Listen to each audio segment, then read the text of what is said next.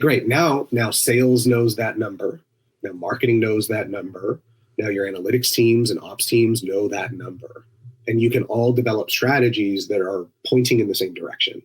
Now, obviously, this is somewhat hyperbole to make a point, but it's the notion that when you've got a clear definition of your pipeline, you have some strong thinking behind it in terms of how it's computed, and you have clear understanding across all of the silos and all of the teams within your go-to-market, then you can all work together. Because in this example, if I'm going to say, as a marketer, I would go talk to the salesperson on your team and be like, okay, great.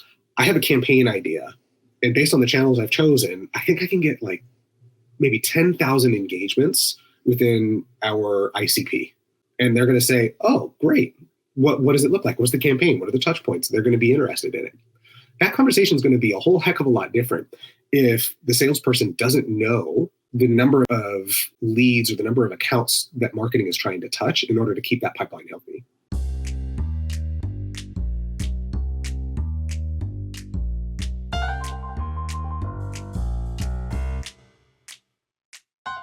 Hello, I'm Carrie Gard, and welcome to Tea Time with Tech Marketing Leaders. Welcome back to the show. We are once again live here on LinkedIn, YouTube, and I'm working on Instagram. Sometimes Instagram works, sometimes it doesn't. We're figuring it out. I don't know if I'm figuring it out or if Instagram's figuring it out, but we're all figuring it out. And I look forward to the day that works. In the meantime, back at the show, if you are here with us on any of these platforms, we want to hear from you. That's the beauty of being live, is that it's interactive and engaging, and we get to answer your questions in real time, which I try to do. I really want to make sure that y'all feel like you get to walk away with something to either double down on or try new or feel validated in the great work y'all are doing. So we look forward to your questions. Make it happen. Make it so. Or just let us know you're here and you're listening. That's cool too. We're here for that. We're here for that. Today I loved this title, y'all. I was like, this is too good to be true that I get to talk about this thing. Pipeline perception. In line with some of the amazing conversations I've been having around supporting sales teams. I know I've made some pretty blunt hot takes around the fact that cold calling is dead. And it is. Not because you're not doing your jobs or kicking butt and taking names or working your tails off. As salespeople, you are definitely doing all of those things. But we as marketers need to support you better. And this conversation is going to help us do that, because pipeline is what you all are after. And we're going to help you make it happen. And this conversation is going to pull the string through. It's going to be beautiful, and I'm excited for it. Kris Anderson's here to help us figure it all out. A little bit about Kris before he tells us his own story in his own words, which I love before we get there. Kris has more than 13 years of experience in B2B and tech marketing. He was a director at VMware, leading a team of 5 direct reports to drive critical strategic initiatives for global demand generation. His mission is to enable VMware's growth and performance by overseeing and executing budget planning. Oh God, budgets. I could talk about that all day. Tracking spend and investment across all marketing functions and regions. He also leads a strategic effort of global demand, identifying and analyzing program and business level opportunities that drive outsized impact to the business. I mean, that's what it's all about. At the end of the day, we're all here to serve the business. I know that's hard to hear because it's like, but we want lives outside of business. You do, and you deserve it. Yes, and if there isn't a business that is making revenue, then you don't have a company to go to, and that's just a hard truth. And Kris is going to help us all find the way through. Kris, welcome to the show. Yes, thank you for having me. I am so excited to be talking about this. I got to say, when we reached out and had this conversation a couple of weeks ago, just getting the chance to talk about how pipeline is perceived across organizations is as Zoolander would say, it's so hot right now, right? It's the thing that everybody is interested in unpacking. So I can't wait to dive in. We are. We do our best Zoolander faces while we do it. It's going to be great. Exactly. Yeah. I agree. It is a hot topic. I had Tara on my show, Tara Pollack, back in July of last year, where she was talking about marketing owning a revenue number. I feel like this is in line with it, but taking a step further of like how we bring people along. And so I love continuing the conversation. I love different points of view, and it's going to be so helpful for us, Kris. Before we get there, we're jumping the gun, skipping to the end. Before we get there, your journey is important. I sort of just said some like blurbage around what you do. But what matters is why you do it and how you got there to doing it. So what's your story? Absolutely. No, it's I've had a very meandering career to this point. And I'm really thankful for all the different twists and turns that led me to this point, because I finally feel like I've landed in a space where I am excited to go to work. I'm excited to work with the people that I get to work with. And that's always, going to be more valuable than anything else that you can get out of your career. I began actually in the sports world. I worked as a PR intern for the San Francisco 49ers for a couple of years and got my feet wet, building a sense of urgency in a really high intense environment. And then from there, I spent a few years doing some agency work out in the Silicon Valley, working on the early days of social media. So I was a member of the team that helped begin the original HP Twitter account way back in the day, which was a blast. And we had some great clients and some really big strategic thinking. And that eventually led me over to HP Corporate, and I got to do some fun stuff there in the brand team with social media across analysis and campaign transcreation globally. And then when I joined VMware in 2018, I began in the field doing campaign work for regulated industries, so government, healthcare, education. And that was a blast. I mean, getting so close to supporting the sellers, learning exactly what made our customers tick, solving challenges together. And then eventually I moved on from the field role into a global demand role. And I am excited to say that I've got a brand new opportunity coming up in a couple of weeks that I could not be more thrilled to begin. And that would be doing a lot of campaign work as well. So, I'm just really lucky to have gone where I've gone, and I can't wait to get this new thing going. We're all on the edge of our seats, Kris. We can't wait to see where you end up and hear more about it. Yes. Thank you for the dangling of the carrot. We are here for it. Right. Let's talk about, I have a question about your journey in terms of field versus demand. So can you just help us understand what the differences are between those two things of like what Absolutely. field, where you were with field versus where you are today? Yeah. I think one of the easiest ways to understand field versus demand is perhaps to use an overwrought military analogy, in the sense that when you are in a field marketing role, you're very, very close to the front lines. You are supporting events. You are having conversations with your sellers every day. If you're in the field and you're not talking to your sellers every day, that's an opportunity. Whereas in demand, that's more of like the command and control section, and trying to come up with diverse strategies that can take the business forward. And if both of those organizations are too siloed, then no one's going to go anywhere. And I think the biggest insight that I had transitioning from a field role into a global demand role was just how much communication is lost in the space between groups like that historically, right? And so I feel like without the experience of sitting in the field, my career in demand would have been far less impactful. And I think, vice versa, right? Folks that I've known who have begun in global roles and then transitioned into the field bring some unique insights to those roles. And I'm a big proponent of taking on numerous and diverse challenges throughout your career. That's my story may illustrate. I love that. And I'm in total agreement in terms of diversity. If we all live in one area, then it's hard to understand what the other person is feeling.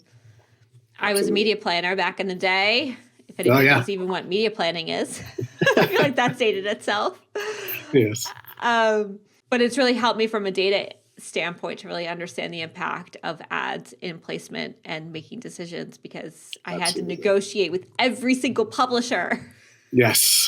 So to do that, I needed to know the impact it was going to make, because it was a ton of work. And I wanted to make my life easier. Because at the end of the day, I mean, that's what we're all trying to do, is make sure that the work we're doing is both impactful but easy on ourselves. Right? Yes. Yes. Exactly. Let's talk about where you are today, Kris, in terms of you got some new things happening. Very exciting. You're going to spill the tea on that on LinkedIn, and we're on the edge of our seats. But in terms of a challenge you're currently facing, or a challenge you're going to face, you could approach this many ways. It's either a challenge you were facing at your previous role, a challenge you're going to face, or where you are in the middle. Like, I hate living in the in-between. It's like purgatory for me. So I don't know where you are, but what's hard for you right now? Yeah. Well, I mean, the first one is getting over this cold. That's what's hard for me at the moment. I would love to have that pass. Fair.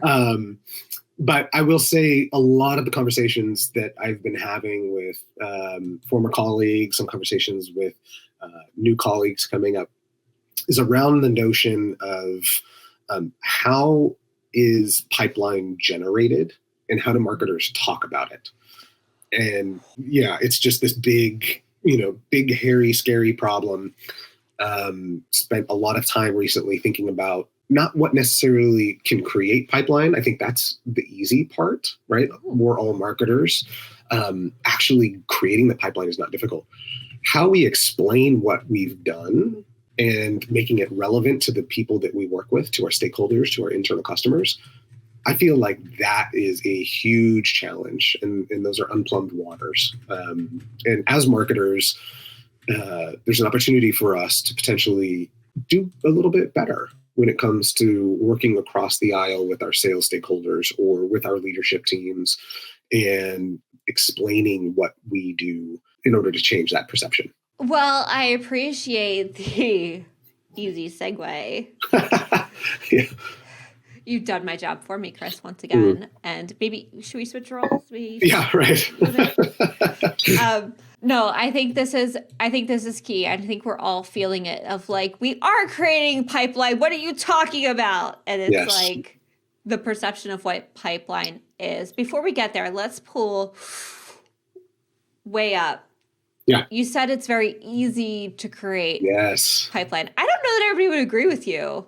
Yeah. So I'd love to know more about what feels easy for you. Straight from Hot Take Central. I think if you take a group of marketers, talented marketers, and you get them in a room, landing from nothing and just saying, hey, give us a strategy and a plan for the coming fiscal year for pipeline generation. How are we going to generate demand?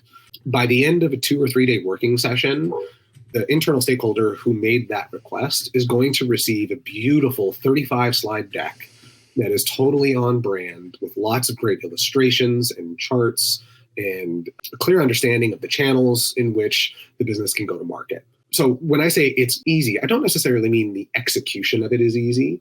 I mean getting a general understanding for how we want to go about generating pipeline.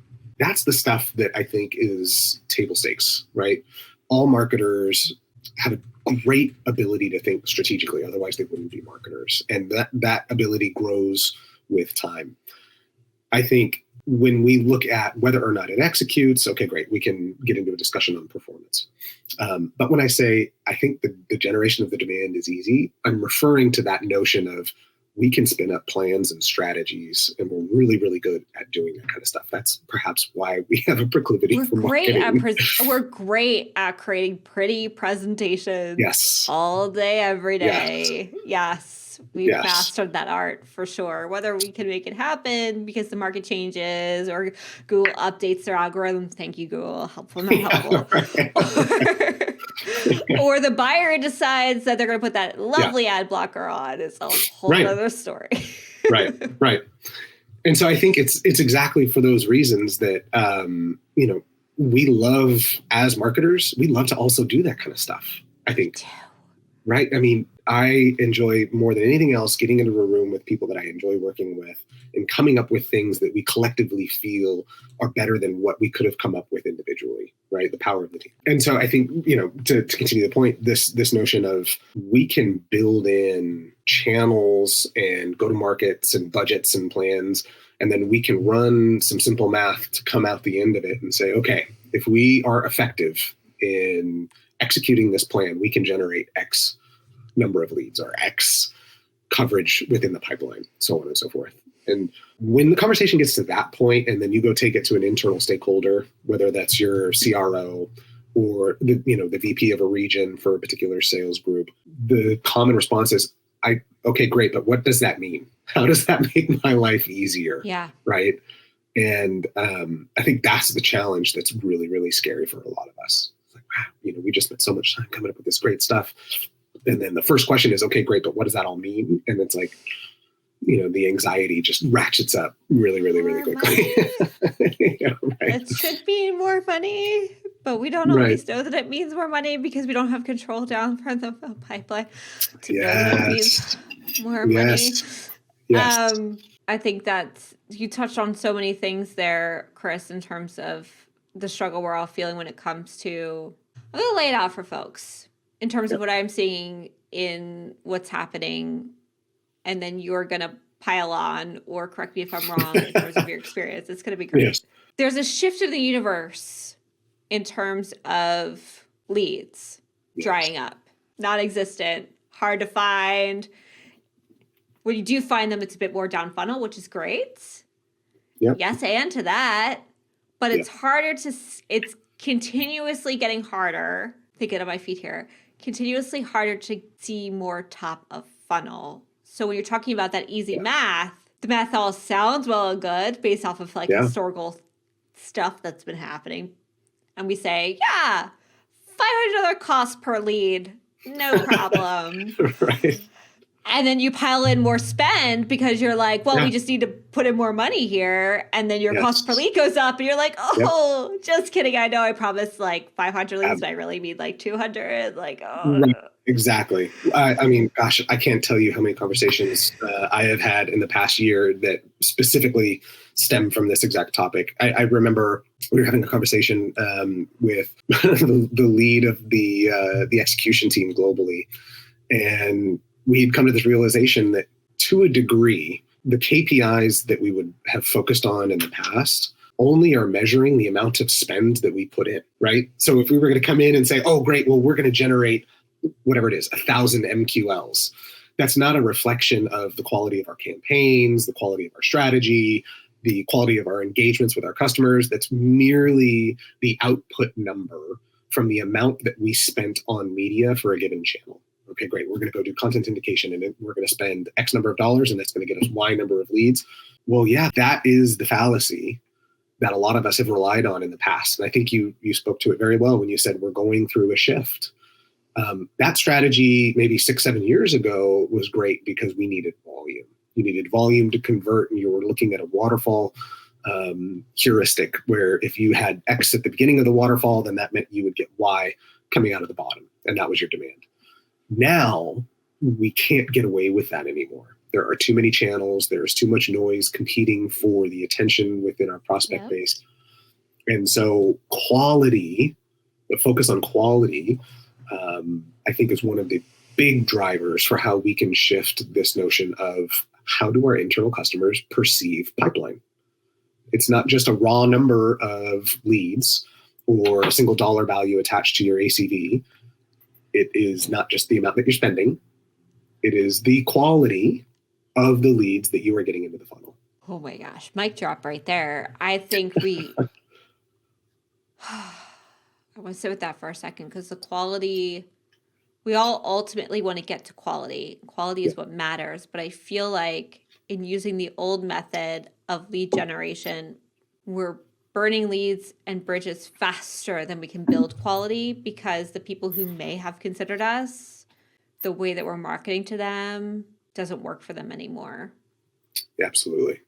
Let's talk about what pipeline means to you. I feel like everybody has sort of a little bit of a different definition in regards to opportunities and pipeline. So is that just like SQLs who are having sales conversations, and then you can sort of like attribute some sort of revenue to them? What does pipeline mean for you? I'm going to be horrible in this answer, so I'm going to apologize. Pipeline should be, the way that a team defines pipeline should be dependent on the business. And I think that's where we make a lot of mistakes. We're going to hear, well, pipeline for a large enterprise, Fortune 50 company is going to be just straight leads, right? Leads by solution, right? And say, okay, great.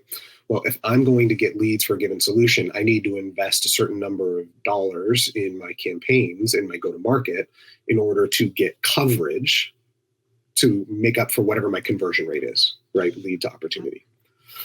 That may work for that kind of business, but that's not going to work for, a company that's got $500,000 in annual revenue. It's just, we can't define it similarly.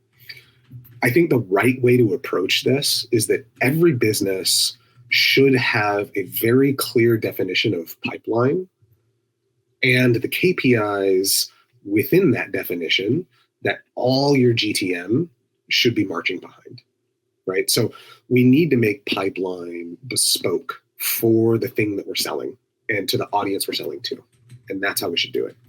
I'll say from past experience, we had a far too simple definition of pipeline, which was an attribution of marketing influence, right? Well, we had to hit a certain dollar amount. I think that can work in some cases. I certainly think that it requires some caveats and some definition and some quality discussion. I've also been a part of teams that looked and said, we're going to build pipeline to cover our average deal size, and we're going to compare the average deal size to the sales targets in the field. You multiply those two things together and you're going to get a pipeline number. Okay, great. So marketing needs to engage with all of that potential revenue.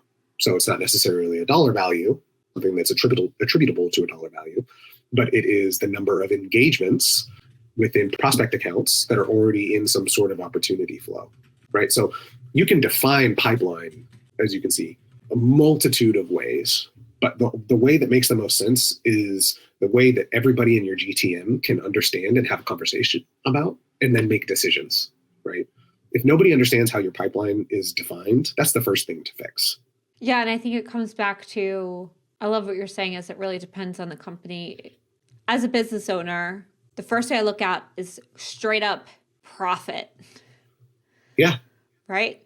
Revenue minus expenses, profit. And that profit over expenses gives me a percentage to know I roughly want to be within this tier to say that I'm doing well, right? So if everyone knows what that profit to then revenue number is and how y'all get after that, I don't know that there's enough. You tell me, Kris, is there enough transparency in knowing like what your company revenue go after number is? I think so. I mean, I think you would want to maybe build on that a little bit. I think it's a lovely example to unpack because it can test the theory. In this case, I would begin asking questions and say, okay, how many customers would you need in order to hit that profit number? Okay, great. So you have your number of customers and you can begin doing some back of the napkin math and begin starting to think through, okay, so maybe you need X number of customers at a Y average contract value, right? Okay, if you multiply those two things together in order to hit your profit number, that's going to give you two pieces of information. It's going to give you a quality number, right? So your average contract value has to be above a certain level. And it's going to give you a quantity number. Okay, so how many people do I need to actually get to that point? Then you can go to a marketing team and you can say, okay, if we convert... Marketing or sales? I think that's a good question. So at this size, are those teams different? Oh, good question. Yeah. right? Because at the small business size, everybody is selling to a degree, right? True. So you can come back to and I think you are correct. So I don't want to gloss past it, but No. You go back to your sales teams and you're going to say, okay, in order to hit the number of customers that we need to get to this profit number, in order to have an average customer value to get to this profit number, if we convert at 10%, that means that we need to have 1,500 quality accounts this year, right? That's the goal. Okay, great. So your pipeline, in order to cover 1,500 quality accounts at a 10% engagement rate, then you do the math back up again. Okay, great. So we need to have at least 20,000 leads or 20,000 accounts in the pipeline, right? Yeah. Okay, great. Now sales knows that number. Now marketing knows that number. Now your analytics teams and ops teams know that number. And you can all develop strategies that are pointing in the same direction. Now, obviously, this is somewhat hyperbole to make a point, but it's the notion that when you've got a clear definition of your pipeline, you have some strong thinking behind it in terms of how it's computed, and you have clear understanding across all of the silos and all of the teams within your go-to-market, then you can all work together. Because in this example, if I'm going to say, as a marketer, I would go talk to the salesperson on your team and be like, okay, great. I have a campaign idea. And based on the channels I've chosen, I think I can get like maybe 10,000 engagements within our ICP. And they're going to say, oh, great. What does it look like? What's the campaign? What are the touch points? They're going to be interested in it. That conversation is going to be a whole heck of a lot different if the salesperson doesn't know the number of leads or the number of accounts that marketing is trying to touch in order to keep that pipeline healthy, right? So let's say in this example, if sales has no understanding of the way we are computing pipeline, they're going to come back and say, look, my commission depends on whether or not I get a certain number of closures in this month. So your engagements aren't helping me. It's like, okay, so that statement is not a reflection of a bad go-to-market or a bad pipeline or an unhealthy pipeline. That statement is one where the teams within the go-to-market org are not perhaps on the same plane, right? Yeah. Exactly. No, I think that's really key. I had I host a monthly gathering of folks who've been on the show. We have a little VIP group, which I look forward to introducing you to, Kris. Oh, very cool. Where we just had this conversation, what they're calling ABX. So not tying it to marketing, but thinking about the full account experience as it relates to both sales and marketing. Yeah. Pipeline being the ultimate driver. We all know we need to make money. Like that's just what needs to happen in the day. But one of the things that came up was this idea of sales and marketing alignment and the struggle of shifting to this more intentional realm of these intentional conversations. And somebody said, who's a sales guy who I appreciate to the nth degree, where he said, sales is going to sell based off of what they were told to sell. Absolutely. Right? So if you're a marketer trying to come in and say, okay, here's our pipeline and we're going to go after these 30 accounts and like, you got this. And we're pumping them up and making them feel great about it. But at the end of the day, is 30 accounts going to make their quota? Right. Absolutely. I mean, that's exactly the kind of conversation that I think we miss out on, particularly as you scale up in size of the business, right? So in your smaller businesses, if there's 100 total headcount in the company, theoretically, you can close those gaps and you can move really quickly. But if you have a 30,000 person company and it's globally distributed across 250 offices with a mostly remote workforce, that is an immense challenge. And such a huge component of professionalism is entering into every single conversation with an open mind and with empathy. And when a salesperson would come in and say, look, I appreciate what you guys are doing, but this isn't going to help me hit my quota. Okay, great. But like if I heard that statement, then my first thought is, this is no longer a conversation about how marketing can help you. This is where I need to listen. Okay, great. So how are you making your quota? Because I may not understand it. What is your number? How do you hit that number? Is that number the same for every rep in your team? Do you have a higher quota because you're carrying more tier 1 accounts or what have you, right? So building in that level of understanding and trust is going to lead to an opportunity at the end of that conversation for the marketer to go, okay, great, I understand. In order to help you hit your quota, we have to do a handful of things. We haven't defined our pipeline goals really well across the organization. Let me go talk to my leader, and maybe we can establish a shared OKR between our teams that brings us together, right? Maybe sales and marketing should share an OKR that isn't just generate more pipeline, grow the pipeline by 12%, right? Those are tough. Those are goals. That's what the business needs to succeed. An OKR is going to unify your go-to-market teams in order to do that, right? Like that's the result of all of the work. The OKR is going to help shape how people get there. It's a step. It's a step in the right direction. Yeah. It sounds very iterative too, which is tricky. Yeah. Yes. Yeah. Because like things need space and time to actually work, but also you need to make quick decisions. So how do you manage being able to know what your pipeline is and then finding those OKRs? Do you do OKRs on a quarterly basis, a monthly basis? How do you get after those? Yes. I am a big fan of OKRs being so big that you worry that you're not going to achieve them. I mean, that's effectively why they were created. That's true. But if they are to be that big, they must have space to breathe. And I think that means yearly OKRs. You check on how you're tracking, but you check on them at whatever intervals you prefer as a team or as a business or as a leader, right? Quarterly, monthly, what have you. But you shouldn't be setting such a big goal within an OKR that you think you can achieve it within 6 months. I think that's too small. So for instance, we can say, leadership is going to get together, the CRO, your SVP of sales, the VP of sales, your CMO. They're all going to get together and they're going to establish the objective, the O within the OKR. And you're going to say, okay, within 12 months, we will engage 80% of our ICP and convert them from a level 0 opportunity to a level 3 opportunity, right? So something that's just like, how are you going to take within a very short time period someone that's showing no interest in your business at all and then getting them to mature into a high level of interest? Right. Okay, great. Yeah. Now everybody is aligned on that fact. Okay, so what are the key results? Well, for marketing, the key results to hit that are going to be, all campaigns designed for this ICP are going to have high quality engagements. They're going to leverage intent data. They're going to do, all of the advanced things that we love to discuss in those planning meetings. But for sales, that may mean, okay, well, we need to adjust how quotas are calculated. What is the comp? Like comp doesn't line up with the goal that the leadership has set here, right? So we get into all these little nitty gritty areas where when there's no alignment or the alignment isn't super tight, sales is going to come back and say like, look, this isn't going to like engagements are pretty, but that's not going to help me close a deal, right? He's like, okay, this is something broken way up the chain. Yeah, no, I think those are tough conversations to have. And I'm not sure we all are brave enough to have them. Yeah, very true.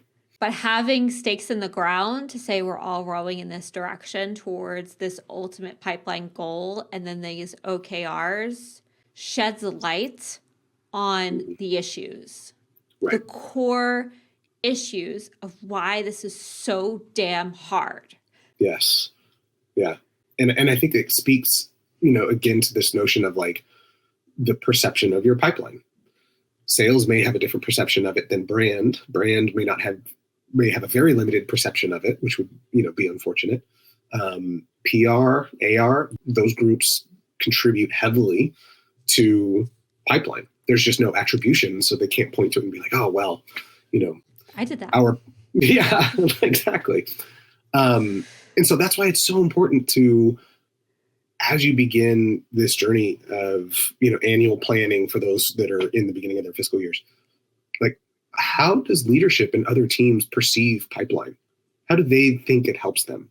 How do they think, does it have enough coverage for them? How do they think it's defined, right? Start having those conversations as soon as possible.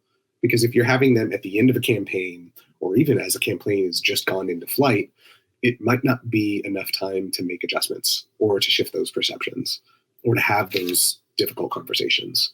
I would argue that once a campaign's in flight, it's already too late. Especially with the way some channels are different. Like LinkedIn, you can generally pour in more and they're happy to spend your money all day, every day. Yeah. But Google, every time you make a change, no matter how small or big, they go into a learning phase and then you're looking at weeks Yes. to recoup those benefits. So understanding what those campaigns are going to be, ideally months ahead. I know that's a tall order. Yeah. I get it. But Yeah. like having sort of to your point, what's that pipeline that we need to go after? What are the campaigns that worked in the past? What are those evergreen campaigns? You're always going to have trial running. You're always going to have demo running. You're always going to have whatever down the bottom of the funnel call to action running against your brand.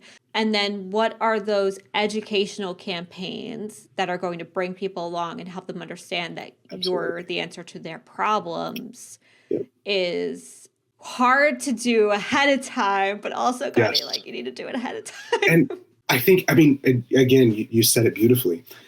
Even when you talk about those campaigns, there are, brand campaigns or awareness campaigns, there's messaging campaigns, solution campaigns. All of those things are right at the top of the funnel, right? Just because you can't attribute a demand dollar to a top of funnel campaign does not mean that top of funnel campaign didn't support the pipeline. And I think just go turn it off and see what happens. Exactly right. I want to dare you, but I also don't want to dare you. Right. Well, and so I don't know if you've seen this, but lately there's this movement. I've talked a little bit about it, and I didn't come up with it, but I think it resonated really well with me. And it's this 95-5 heuristic, which says, and the numbers can effectively be different, but 95% of your buyers are not in market at the moment your campaign is. And that has just wild implications the more you unpack it, particularly for pipeline, but also for brand. And it explains very, very clearly how, your brand team, your communications team, your exec comms team, all of these other teams that don't have demand dollars attributed to their KPIs, they all work on the 95%, right? And so by the time someone goes from being in the 95% cohort where they're not in market, when that buyer goes in market, the moment that they get approval to start looking at vendors and they become one of the 5%, they already have a general sense for the number of vendors they're looking at. They're bringing with them some preconceived notions about each of those different vendors. They're bringing with them some general buyer's knowledge about what those vendors offer, maybe what the pros and cons are. So if you're telling me as a leader that, well, brand doesn't do demand, they've been doing all of that work on that 95% before the buyer went into market to ensure that that was a warmed, like even to make the final cut of the vendor list by the time they go into market. Like that is a huge insight. The easiest way to see it, I want you all to open up your own Google Search Console domains right now. And I want you to look at the search volume and the click volume that has come to your site. And I guarantee that most of it is brand terms. It'll be attached to a product or wanting to know of a thing or a solution to solve, but your brand term will be in there. The data shows it, and I'm totally agreement, Kris, that I feel like we all abandoned brand. We sort of swung, right? We were like, brand. And they were like, no, solution. And now we over-rotated. We did. And now we need to bring these things together around your brand and the solution it solves, right? The solution it creates. And that's where the rubber is going to meet the road and the magic is going to happen, especially with this new Google algorithm update, which... Oh, I know it. But I think here's where it gets really cool. And where, if you'll forgive me, we can get tactical. I love it. Yes. In this example, where our audience is going in and looking at the terms that bring traffic to their site, a demand team that has a really good relationship with the brand team is going to be the demand team feeds into the brand team. Hey, here are the solutions that are impacting our close one rates, right? People are buying this one solution hand over fist when they go into market. Can you integrate or build some messaging that can precede some of this solution purchase mechanism? So that could be problem statements, it could be competitive attack, whatever the case may be, right? Then the demand team can go in and see, okay, who did the brand team target, right? It can take those same brand terms and run it through an intent engine. Magical. Yes. Then you go in and you take all of the first party cookies, again, thanks Google, You take all of the first-party cookies that have hit your site as a result of this brand campaign, and you find out where those cookies navigated, and you build custom segments to then retarget with demand messaging, that can then build in a buyer's journey. So now you've built the bridge from brand to demand just using data. And that's why when I said, harkening back to the beginning, when I said like, actually executing on the demand is the easy part. I could go take a budget, find content syndication or find SEO or find a channel, doesn't matter, and just go spend it. Or I could try to have higher quality engagements by making sure I'm working with all of the other teams that are in the go-to-market, understand how we bring those together and use data to tell the story. Because if I'm retargeting the pre-engaged, pre-warmed cookies that the brand team has already driven success with, and I'm creating new audience segments that are not just static data pieces, but are living, and they can be, supplemented with intent data, and then retarget them with the demand messaging, like that is a very, very powerful approach to increasing high quality engagements. Now, I'm not going to be able to go back and say, I generated 2 million leads, but it's like, I don't want 2 million leads. I want 10 really good ones. 10 exactly. In market, right? That 5%, 10 in market, ready to rip and roar and go, which is what the sales dream is, of make my life easier, that I don't have to warm these folks up and they're ready to go. I think this is such an important, one of the things that you said that's sticking with me that I don't know that I've ever pulled apart so intentionally and thoughtfully, but I see it now, can't unsee, we actually did this with our client Extra Hop, where they actually pulled apart their demand budget, which was more funnel based. I don't even want to say funnel. It was more customer journey based of, like, to your point, ABM, segmentation, retargeting, branded keywords, product led stuff, right? Over here. And then brand, where we did branded keywords, display banner ads that were agnostic of product, direct site buys, right? I know, what an anomaly, direct site buys. But like when you pull those two things apart and you can just give them different OKRs, see what I did there? Yep. Then one can support the other without one needing to be responsible for the other. I feel is what you're saying. Yes. And I think that does a great job of explaining, like, marketing should own a number, but attribution shouldn't get in the way. And so if you haven't gotten full alignment of attribution across all of these different teams yet, I don't think it's necessarily fair for one team to be responsible for it. However, every single employee at the company should feel somewhat connected to driving better outcomes for the business, driving higher profit, driving better revenue, right? Like, how do we build that level of intrinsic motivation? You don't ostracize teams because you can't measure them, right? And I think in the example you just gave, like the brand team, the demand team, the field team, the ops teams, everybody knows that we are helping drive a better number. Sales feels like they're getting better engaged leads. Like, that's where everybody can pull support together. And we all feel like we're owning the total number, not just, well, sales has to hit a quota, so let's like just throw leads over the fence and cross our fingers. I know. I know, right? I feel bad. I had a guy one time, we did an event, and it was within a regulated industry. And so within regulated industries, historically, you're not going to get high volumes of leads. And we scanned a bunch of badges after our event. And he was like, okay, great. I have a bunch of stuff to follow through.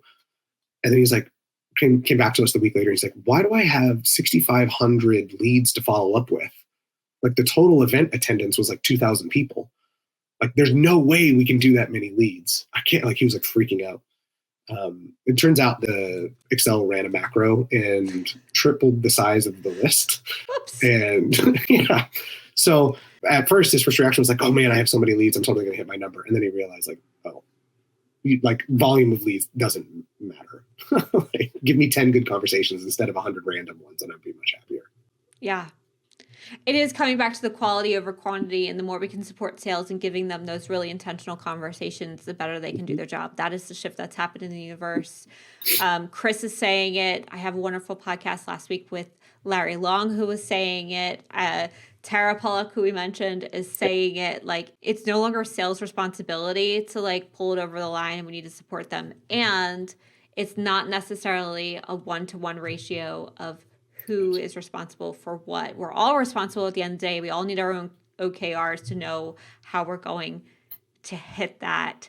Kris, this conversation has been so eye-opening. What's your last advice for people who are trying to create this perception internally and build better relationships internally? Like, what's the one, one thing is terrible, but like, what's the thing you wish you knew when you were trying to initially create this perception? I like that framing. What do you wish you knew?